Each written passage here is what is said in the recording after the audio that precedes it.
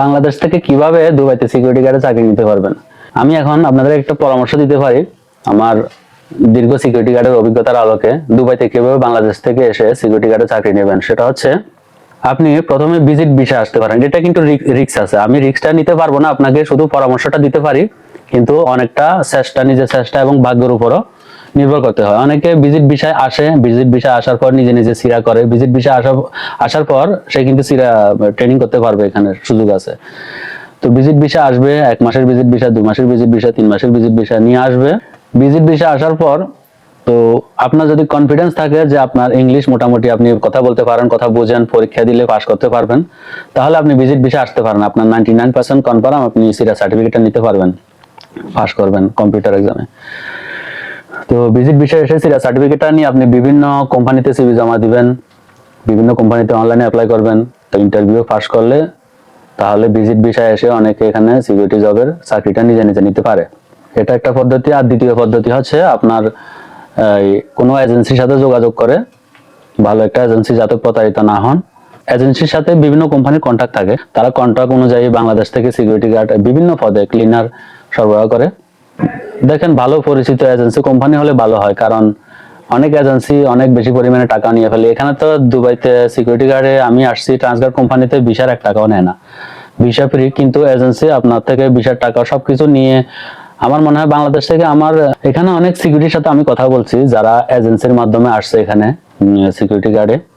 এজেন্সির মাধ্যমে আসছে, তার 4 লাখ, 5 লাখ, 6 লাখ, যার থেকে যেরকম পার্সেন্ট নিছে, তাদেরও তো লাভ করা লাগবে, তারা তো বসছে ওখানে লাভ করার জন্যই।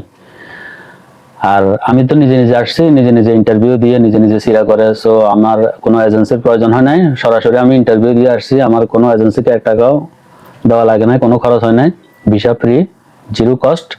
শুধু আগের কোম্পানিতে ক্যান্সেল পেপারটা কালেক্ট করতে আমার অনেক ঝামেলা পোহাইতে হয়েছে, কারণ আগের কোম্পানির 2 বছর শেষ করার পরে আমি বাড়িতে গেছিলাম। বাড়িতে যাওয়ার পর 2 মাস ছুটি কাটা আসলাম। 2 মাস ছুটি কাটা আসার পরে প্রায় 5 মাসের মতো আবার, অর্থাৎ 2 বছর শেষ করে নতুন ভিসা 5 মাস শেষ করছি, 6 মাস শেষ হয় না। এই কারণে ক্যান্সেল নিতে একটু সমস্যা পোহাইতে হয়েছে, তারা ক্যান্সেল দিতে চায় না সহজে, এ হচ্ছে কথা। কিন্তু আমি বাধ্য হয়ে ভিসা লাগাইছি, আমি চেষ্টা করছি। আমার তো ওই সেম কোম্পানিতে ভিসা লাগানোর কোনো চিন্তা ভাবনা ছিল না, উপায় না দেখে তো বিভিন্ন কোম্পানিতে সিভি দিছি। তারা বলতেছে এখন বাংলাদেশের ভিসা লাগতেছে না, বাংলাদেশের ভিসা বন্ধ, কি করার আছে। তো দুর্ভাগ্য বলেন আর সৌভাগ্য বলেন, ভিসা লাগানোর 5 মাস পরে ইন্টারভিউতে পাস করলাম, অফার লেটার পাইলাম। তখন মনে মনে চিন্তা করতেছি, কিরে, ভিসা লাগানোর আগে এত চেষ্টা করলাম, আর এখন ভিসা লাগানোর পরে ছুটি টুটি কাটা আসলাম, আর এখন হবে না জেনে মোবাইলে অ্যাপ্লাই করলাম, ইন্টারভিউর জন্য ডাকলো, ইন্টারভিউ দিলাম।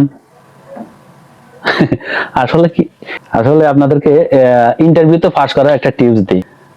আপনি ইউটিউবে বিভিন্ন ধরনের ভিডিও দেখবেন, security guard interview question, Dubai security guard ইন্টারভিউতে কি কি প্রশ্ন করে। আমার আগের ইউটিউবে আমার আপলোড করা ভিডিও আছে, ওগুলো দেখলে আপনি বুঝতে পারবেন। ওখানে আমি বলছি ইন্টারভিউতে কি কি প্রশ্ন করে, ওই প্রশ্নগুলা, ওই উত্তরগুলো আপনি যদি আয়ত্ত করে চান, তাহলে আপনার ইন্টারভিউ পাস করার চান্স অনেক বেশি। বাংলাদেশ থেকে যারা সিকিউরিটি গার্ডে আসতে চান, আমার মনে হয় এটা আমি যেভাবে আসছি এভাবে সম্ভব না ডাইরেক্ট অ্যাপ্লাই করে, কারণ বাংলাদেশ থেকে আসতে হলে এজেন্সির মাধ্যমেই আসতে হবে। কোন একটা ভালো এজেন্সির সাথে কথা বলে, এজেন্সির সাথে যোগাযোগ করে। আর অনেকে এজেন্সিকে টাকা পয়সা দিয়ে প্রতারিত হয়, সবকিছু কনফার্ম না হয় এজেন্সিকে টাকা দিলে প্রতারিত হতে পারেন, সো সাবধান। আর প্রিজন কোম্পানিতে এখনো বাংলাদেশ থেকে আসতেছে। আমার ট্রান্সগার্ড কোম্পানিতে জয়েন ডেট 31 জানুয়ারি 2025, তখন কিন্তু ভিসা বন্ধ হয়েছিল, তো প্রিজন এই কারণে লাগছে।